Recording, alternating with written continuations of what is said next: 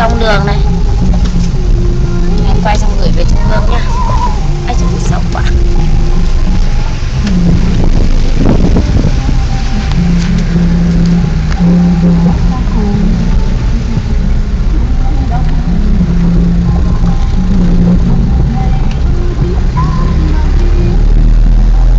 Đây không ai bán nào kìa.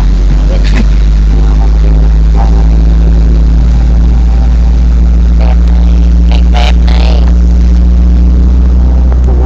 Vừa đi vừa chụp như nào, vừa quay vừa chụp như nào? Đi chụp cái cảnh kìa, đi dừng lại cho nó mất quá thơm.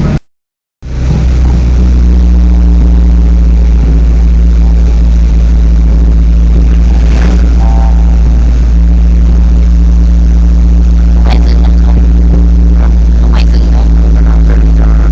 Đang lấy dơm rồi đấy. Mất quá thơm này.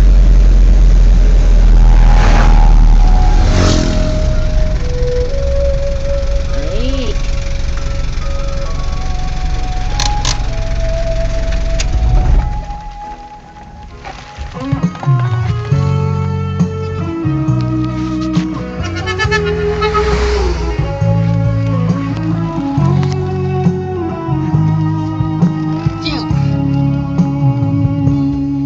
Một tình này đã chất trao cho anh lâu rồi.